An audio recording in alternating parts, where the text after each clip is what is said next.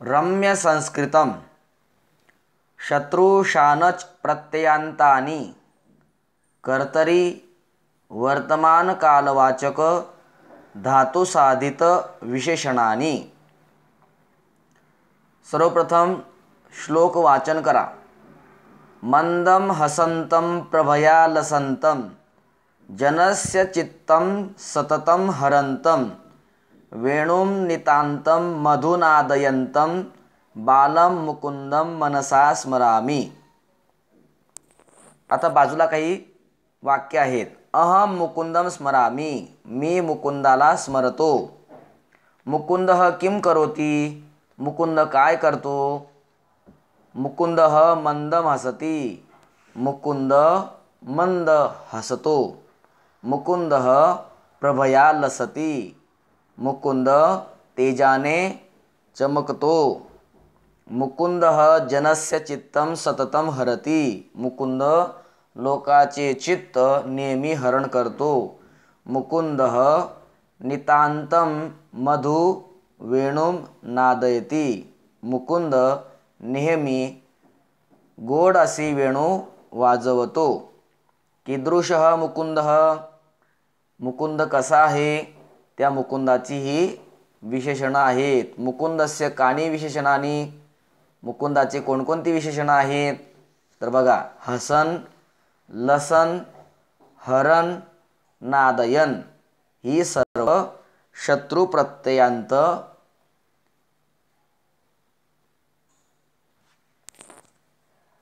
धातुसाधित विशेषणे आहेत। अहम बालम मुकुंदम मनसा स्मरामि, मी त्या बाल मुकुंदाचे मनाने स्मरण करतो, हे मुख्य वाक्य आहे। यातल्या मुकुंदम या नामाबद्दल योजलेले विशेष शब्दसमूह पहिल्या 3 ओळीत आलेले आहेत। आता आपण श्लोकाचा विचार करत आहोत। मंदम हसंतम प्रभया लसंतम या श्लोकाचा पहिल्या 3 ओळीमध्ये त्या मुकुंद नावाबद्दल विशेषणांचा शब्दसमूह आलेला आहे। विशेषणे नामाप्रमाणे असतात, त्यामुळे ठळक शब्दात ते छापलेले आहेत।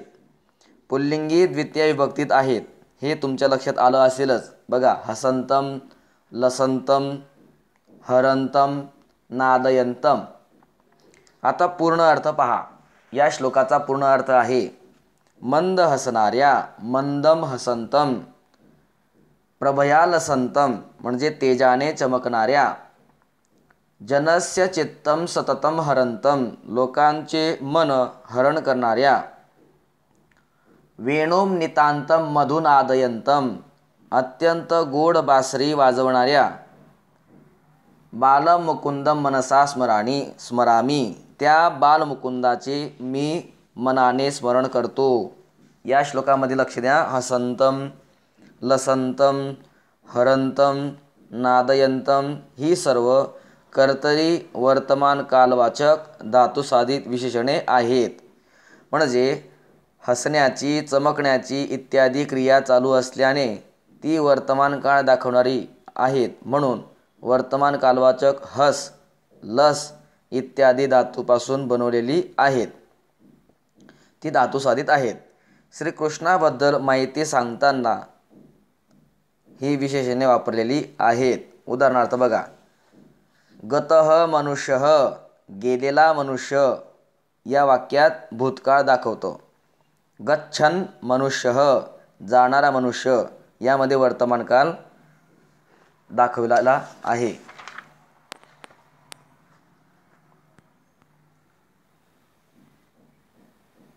आता पुढचं वाक्य बघा, अहम एतादृशम हसंतम प्रभया लसंतम चित्तं हरंतम वेणुं नादयंतम मुकुंदम स्मरामि। अहम म्हणजे मी, एतादृशम म्हणजे अशा प्रकारच्या, हसंतम हसंतम म्हणजे हसणाऱ्या, प्रभया लसंतम म्हणजे तेजाने चमकणाऱ्या, चित्तं हरंतम चित्ताचं हरण करणाऱ्या, वेणुं नादयंतम बासरी वाजवणाऱ्या, मुकुंदम स्मरामि मुकुंदाला स्मरतो। चित्र दिलंय बघा, कृष्ण हसती, कृष्ण हसतो, हसन कृष्ण म्हणजे याचा अर्थ होईल मराठीत हसणारा कृष्ण. युवकः गायती, युवक गातो. गायन युवकः, गाणारा युवक. पुढे बघा, बालिका नृत्यती, बालिका नाचते. नृत्यंती बालिका, नाचणारी बालिका. यानम गच्छती, वाहन जाते. गच्छत यानम, जाणारे वाहन. महिला धावती. आता या ठिकाणी काय येईल? धावंती महिला, धावंती महिला. फलम पतती, या ठिकाणी रिकाम्या जागी येता येणार पतत फलम, पतत फलम. लक्ष द्या आता. एतादृशानी विशेषणानी अस्मिन् श्लोके अन्विषत. याच्यावरच्या ओळी वाचून घेऊ अगोदर आपण. हसन नृत्यंती पतन. एतानी हस नृत पत इति धातुभ्यः निर्मितानि विशेषणानि धातुसाधितानि. लक्ष द्या. हसन नृत्यंती आणि पतत ही जी विशेषणे आहेत, ही विशेषणे हस नृत आणि पत इत्यादी धातूंपासून निर्माण झालेली विशेषणे आहेत, म्हणून त्यांना धातुसाधित असं म्हणतात.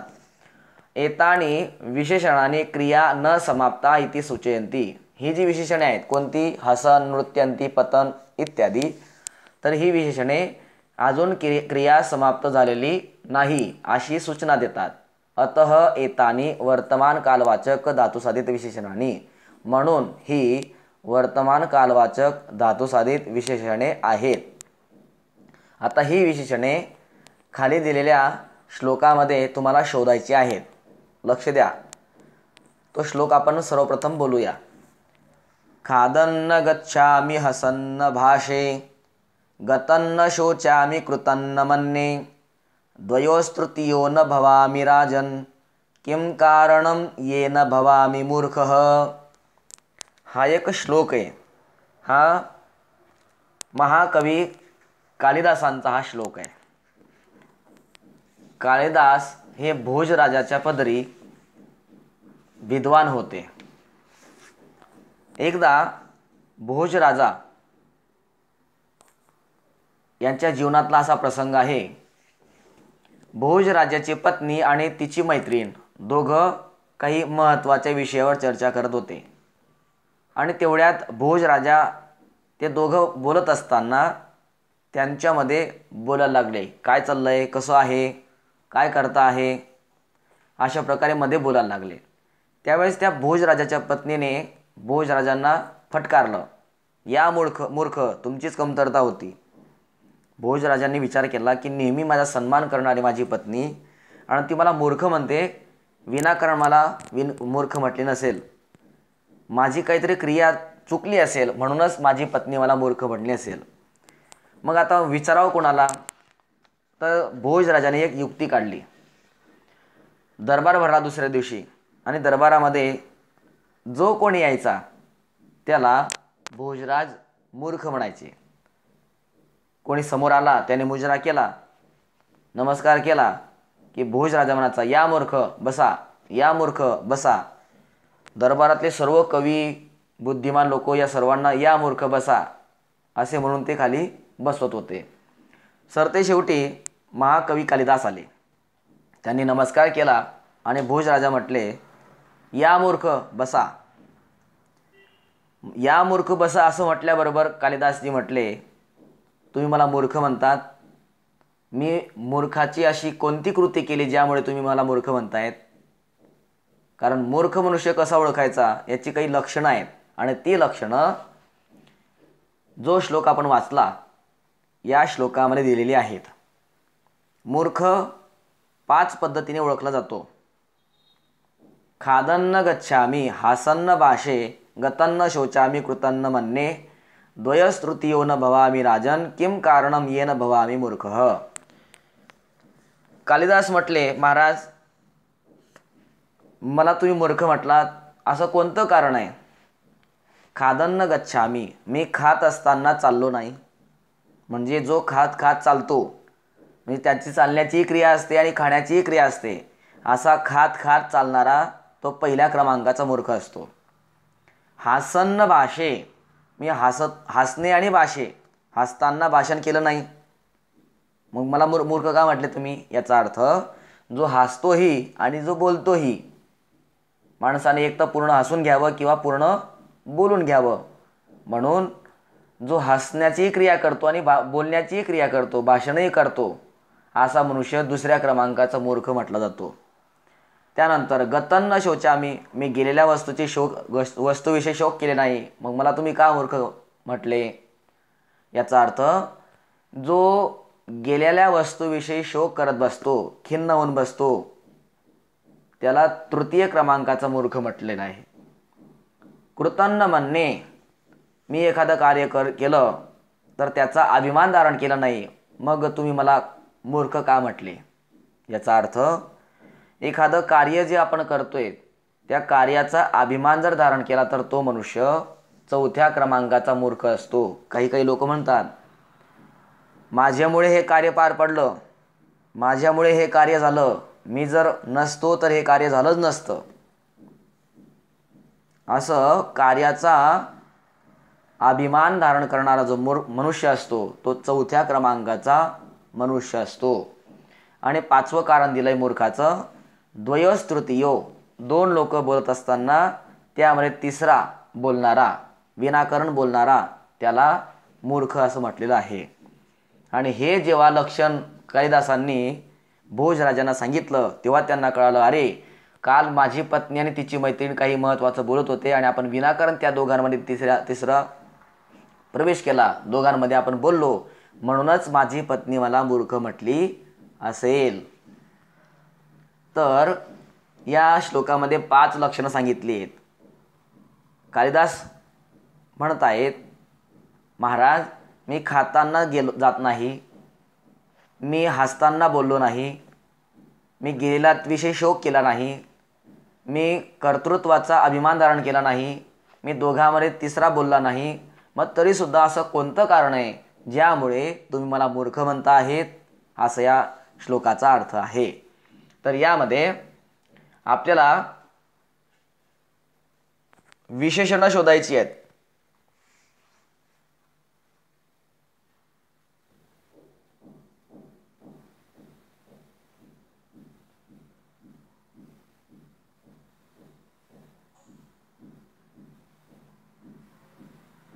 कोणती विशेषणं शोधायची आहेत?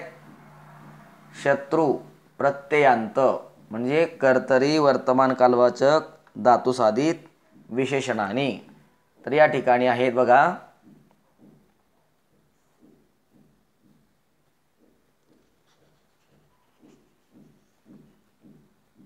हे प्रथम खादन, नंतर आहे असन,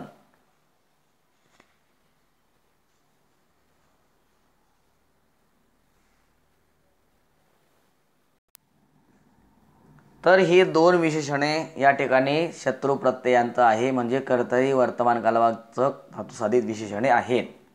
आता आपण पुढे जाऊया. पुढे आहे तुमचं भाषासूत्र, शत्रुशानच प्रत्ययांतानी. शत्रुशानच प्रत्यये, ज्याच्या अंती शत्रुशानच प्रत्यय आहेत त्याला शत्रुशानच प्रत्ययांताने असं म्हणतात. कर्तरी वर्तमान कालवाचक धातुसाधित विशेषणाने, याचं हे सूत्र बघा, मूळ धातू घ्यायचा प्लस त्याला योग्य असं गण विकरण जोडायचं आणि प्लस अत प्रत्यय जोडायचा. पण अत प्रत्यय कधी जोडायचा? 1 ते दशम गणापर्यंत जे धातू आहेत आणि जे परस्मैपदी धातू आहेत त्यांनाच फक्त अत प्रत्यय लागतो, इतरांना अत प्रत्यय लागत नाही.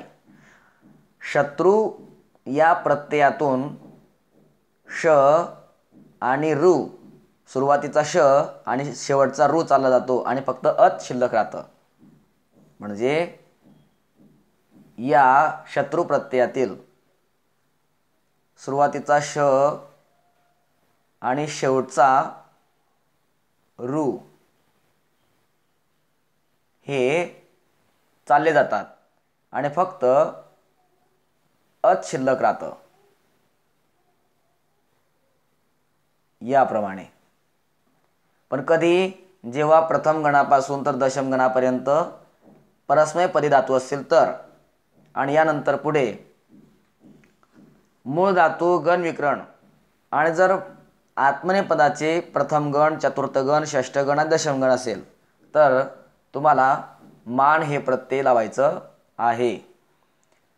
तदनंतर मूळ धातू गण विकरण आणि आन प्रत्यय कधी लावला जातो? जेव्हा आत्मनेपदाचे द्वितीय गण, तृतीय गण, पंचम, सप्तम, अष्टम आणि नवम हे गण असतील तर तुम्हाला आन प्रत्यय लावायचा आहे. लक्षात आलं? शत्रू, शत्रू प्रत्ययातून शिल्लक राहतं अत. प्रत्ययांत उदाहरणानि परस्मैपदिनः धातवः प्रथमतः दशमगणीयाः. शत्रू प्रत्ययांताची उदाहरणे आहेत, परस्मैपदाचे धातू आहेत आणि ते धातू प्रथम गणापासून 10व्या गणापर्यंत आहेत. लक्ष द्या. गम, गच्छ, प्रथम गण परस्मैपद, प्रातिपदिक होतं त्याचं गच्छत, पुल्लिंगामध्ये गच्छन, स्त्रीलिंगामध्ये गच्छन्ति, नपुंसकलिंगामध्ये गच्छत. नृत धातू चतुर्थ गण परस्मैपद, नृत्यत प्रातिपदिक, लिखन पुल्लिंग, नृत्यन पुल्लिंग, नृत्यन्ति स्त्रीलिंग, नृत्यत नपुंसकलिंगम. नंतर पुढे बघा लिख, षष्ठ गण परस्मैपद, लिखत प्रातिपदिक आहे, लिखन पुल्लिंग, लिखन्ति स्त्रीलिंग आणि लिखत नपुंसकलिंगम. पूज धातू आहे, दशम गणाचा आहे, परस्मैपदाचा आहे, पूजयत प्रातिपदिक, पूजयन, पूजयंती, पूजयत. कृ धातू अष्टम गणाचा आहे, परस्मैपदी आहे, कुर्वत प्रातिपदिक आहे, कुर्वन, कुर्वती, कुर्वत. ज्ञा धातू नवम गणाचा परस्मैपदाचा आहे, जानत, पुल्लिंगामध्ये होतं जानन, स्त्रीलिंगामध्ये होतं जानती आणि नपुंसकलिंगामध्ये जानत. आता काही महत्त्वाची सूचना. एतेषां विशेषणानां रूपाणि पुल्लिंगे प्रायः भगवत सदृशानि भवन्ति. लक्ष द्या. या उदाहरणामध्ये पुल्लिंगाची जी रूपं आहेत ही या ठिकाणी पुल्लिंगाची ही रूपं भगवत शब्दाप्रमाणे असतील. भगवत शब्द तुम्ही पाठांतर केला असेलच, भगवान, भगवंत, भगवंतः याप्रमाणे, गच्छन, गच्छन्तौ, गच्छन्तः याप्रमाणे. या ठिकाणी उदाहरण दिले बघा. स्त्रीलिंगे नदी सदृशानी, बघा गच्छन्ती आहे ना, नदीप्रमाणे, दीर्घ इकारांत स्त्रीलिंग, नदी, नद्यौ, नद्यः, गच्छन्ती, गच्छन्त्यौ, गच्छन्त्यः याप्रमाणे ते सर्व स्त्रीलिंग रूप चालतील.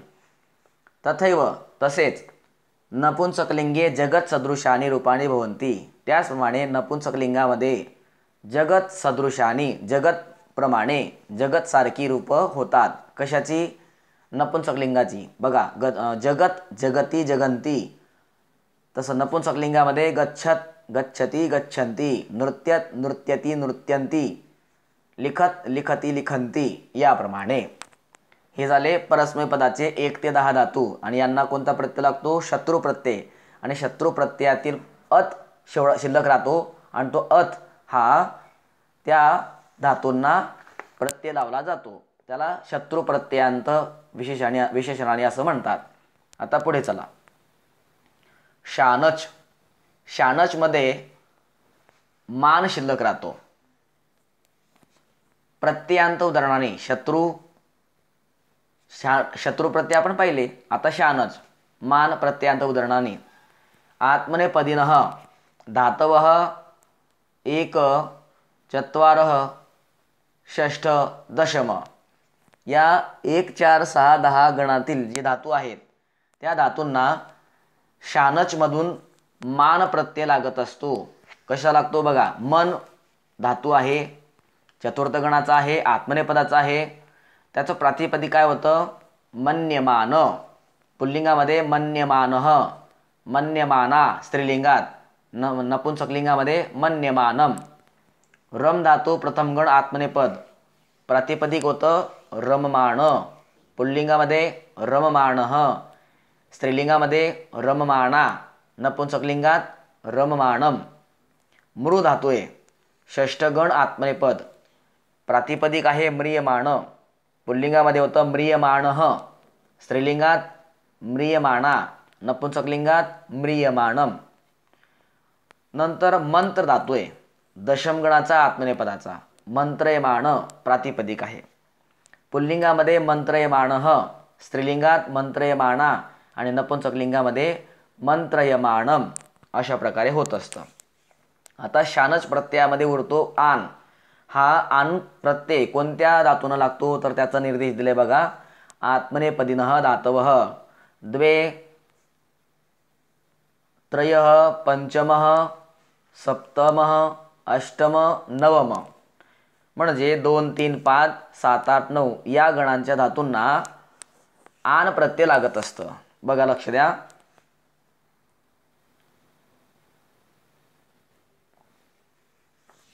मूळ धातू आहे ब्रू, द्वितीय गणाचा आत्मनेपदाचा, ब्रुवाण प्रातिपदिक आहे, ब्रुवाणः पुल्लिंग, ब्रुवाणा स्त्रीलिंग, ब्रुवाणम नपुंसकलिंगम.